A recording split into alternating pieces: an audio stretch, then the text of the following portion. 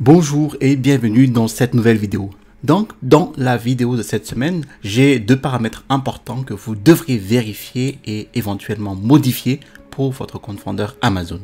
Parce que si vous ne les configurez pas correctement, il se pourrait qu'ils peuvent causer en fait de graves dommages à votre activité Amazon FBA et à vos produits Amazon. Et je le sais de première main, car j'ai rencontré en fait de gros problèmes avec ces deux paramètres récemment. Alors, laissez-moi vous expliquer les paramètres et si vous vendez déjà sur Amazon, je voudrais que vous les vérifiez à 2 reprises. Et si vous êtes nouveau dans la vente sur Amazon ou si vous prévoyez de vendre sur Amazon prochainement, je voudrais que vous en soyez conscient afin que vous puissiez les configurer correctement dès que votre compte est activé et ne pas rencontrer les problèmes que j'ai rencontrés. Mais avant de démarrer cette vidéo, laissez-moi me présenter. Alors pour les nouvelles personnes sur cette chaîne, bienvenue. Je m'appelle Télimax, je suis un vendeur professionnel sur Amazon et j'enseigne sur cette chaîne en fait les techniques et les stratégies de l'e-commerce qui vont vous permettre de générer des revenus croissants et récurrents avec le business model Amazon FBA et le private label ou la création de marques propres. Alors, si vous êtes nouveau sur cette chaîne, je vous invite à vous abonner en cliquant sur le bouton s'abonner situé en dessous de cette vidéo pour recevoir les prochaines notifications vidéo. Et je vous ai mis en description de la vidéo en fait mon e-book, les 5 étapes pour démarrer un business à succès avec Amazon FBA. Passons maintenant de l'autre côté de mon écran d'ordinateur. Alors, pour trouver ce premier paramètre, en fait, allez sur cette petite roue crantée dans le coin supérieur droit de votre compte seller central et dirigez-vous vers l'onglet Expédié par Amazon. Ensuite, je vous invite ici à défiler la page jusqu'à ce que vous voyez ces 2 lignes ici, qui sont vos paramètres automatisés pour les articles non expédiables et vos paramètres automatisés pour les articles expédiables. Maintenant, si vous vendez déjà sur Amazon, vous pensez peut-être que vous savez quoi faire ici et vous voulez quitter la vidéo. Mais soyez patient avec moi pendant quelques minutes de plus, car il existe un paramètre supplémentaire qui va faire une grande différence dans leur application réelle. Ainsi, les paramètres automatisés pour les articles non expédiables et expédiables font ici référence à ce qu'Amazon fera lorsque vous allez recevoir un retour client. Donc, un client va retourner vos produits dans les centres de distribution. Ainsi, lorsqu'un client renvoie un produit au centre de traitement d'Amazon, que doit faire Amazon avec ce retour client? Eh bien, tout d'abord, examinons rapidement les paramètres automatisés pour les articles non expédiables. Ainsi, lorsqu'un produit revient à Amazon et que le personnel de l'entrepôt estime que le produit n'est pas adapté à une revente immédiate, eh bien, vous avez 2 options. Vous pouvez demander à Amazon d'essayer de le reconditionner. Et le service expédié par Amazon peut remettre du ruban adhésif, de la colle ou éventuellement des agrafes sur les boîtes, enlever certains rubans adhésifs éventuels et les étiquettes en excès, remplacer les cartons ondulés avec ou sans marque. Ils peuvent le classer et le revendre. Alors, je parle ici du thème ASIN. Donc, ASIN, c'est le numéro d'identification unique d'une page produit, donc d'un produit sur Amazon. Donc, les ASIN inscrits seront automatiquement évalués et associés à l'état d'occasion, dans ce cas-là, puis ajoutés au stock actif du vendeur. Ou bien, Amazon peut l'envoyer en liquidation. Donc, Amazon pourrait revendre ses articles à un liquidateur de confiance à un tarif réduit. Maintenant, je ne fais pas du tout confiance au personnel d'Amazon et je ne voudrais certainement pas qu'il porte un jugement sur un produit de mon stock, qu'il soit approprié à le renvoyer à un client ou pas, car cela pourrait entraîner des avis négatifs et davantage de retours clients. Et des avis négatifs et davantage de retours clients vont détruire l'image, la réputation du produit sur la marketplace, d'accord? Donc, ce que je fais à la place, c'est que je reçois les produits qui me sont retournés. Vous pouvez donc voir ici mes paramètres. Donc, 2 fois par mois, tous mes retours clients qui ne sont pas récupérables me sont renvoyés. Ils ont également les paramètres de stock expédiable automatisé. Donc, ceci concerne les retours clients qu'Amazon juge revendables immédiatement. Mais encore une fois, je les fais renvoyer chez moi car je ne fais pas confiance à Amazon pour vérifier, valider complètement les produits.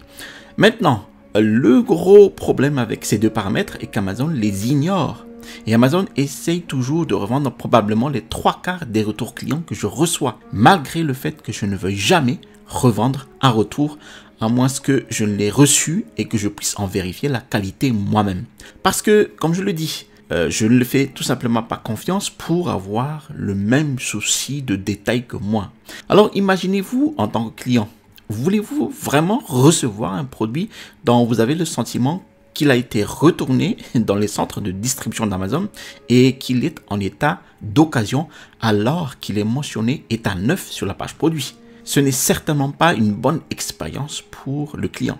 C'est donc ce en quoi nous sommes confrontés depuis que j'ai commencé à vendre en 2018, Amazon ignorant complètement ces paramètres. Et je me souviens, pour un de mes tout premiers produits, j'ai eu un retour client en fait.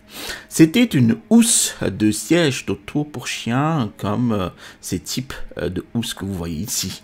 Et j'ai eu un retour et un client s'est plaint en fait que son chien avait vomi dans le coffre et que la housse n'était pas assez étanche pour empêcher le vomi de s'écouler à travers la doublure du coffre. Donc, d'accord. C'est juste un retour. Et puis, environ 2 semaines plus tard, j'ai reçu un autre retour de quelqu'un d'autre qui se plaignait d'avoir reçu une housse de siège d'auto avec du liquide séché dessus. Ce qui, je suppose, était le vomi. Donc, Amazon a revendu ce retour alors qu'il n'aurait jamais dû être revendu. Et ils ont continué en fait à le faire pendant des années, malgré le fait que je leur ai dit dans les paramètres, s'il vous plaît, ne le faites pas.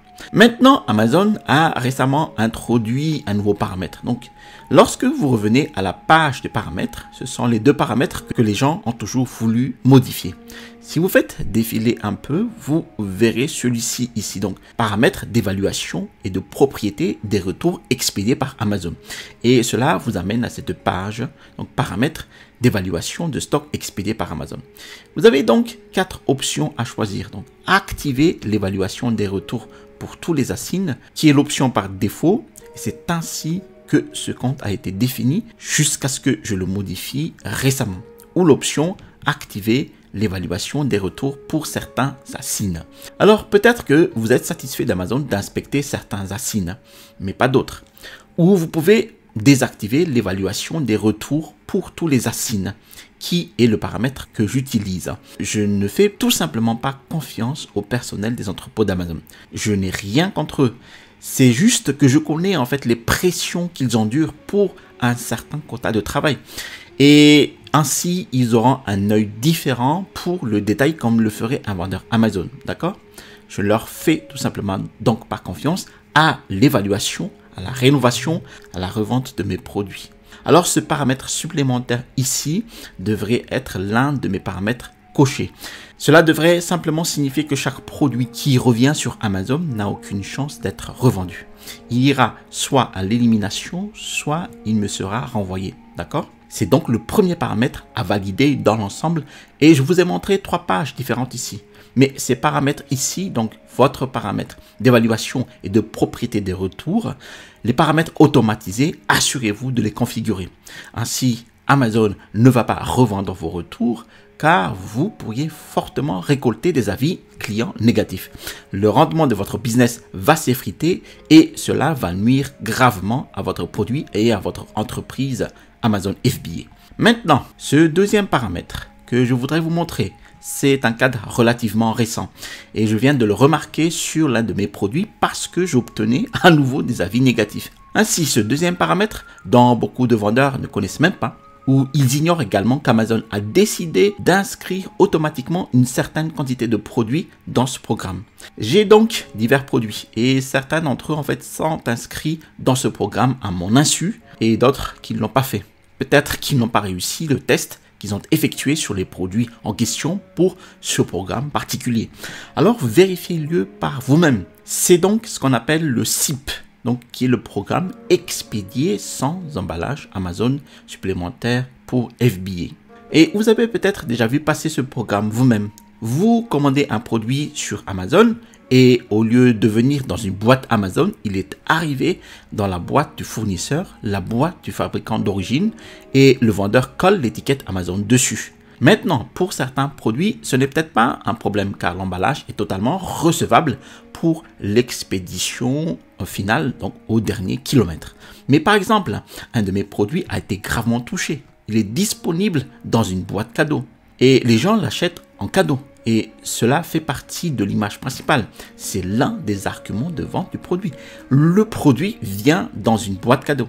Si Amazon colle leur grande étiquette d'expédition dessus, certains clients sont alors assez contrariés, surtout s'ils achètent en cadeau. Et encore une fois, cela va conduire à des avis et des retours négatifs. Donc, ce que vous devez faire est de retirer votre produit du programme SIP. Donc, si vous souhaitez désinscrire ce type de produit à partir du SIP, vous allez aller sur ce lien pour le faire. Donc, c'est leur centrale.amazon.fr, donc SIP-enrollment. Je vais aussi mettre en place en fait ce lien en description de la vidéo pour que vous puissiez y accéder. Et cela va vous amener sur cette page. Donc, si vous allez sur l'onglet produits inscrits, c'est là que vous pouvez retirer les produits sur lesquels vous ne souhaitez pas appliquer le programme SIP. Maintenant, je ne vais pas cliquer dessus pour le moment car vous verrez mes produits inscrits. Maintenant, en tant que vendeur Amazon, pourquoi l'envisageriez-vous de le faire?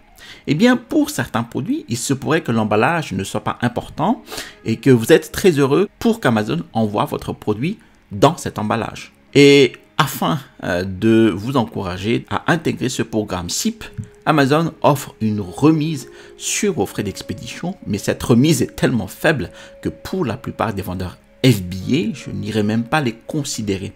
Je préfère qu'ils soient expédiés dans une boîte Amazon supplémentaire.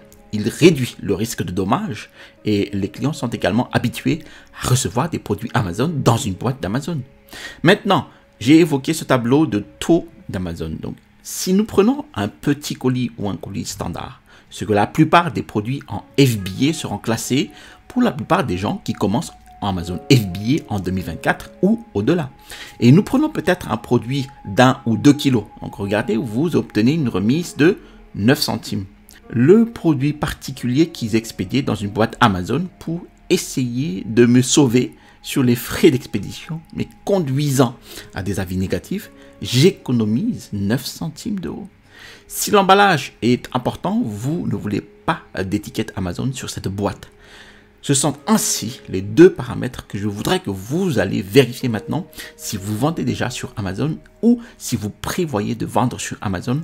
Notez-les pour les modifier dès que votre compte vendeur est actif le premier jour. Merci d'avoir suivi cette vidéo jusqu'à son terme. Si vous avez apprécié cette vidéo, je vous invite à cliquer sur le bouton j'aime.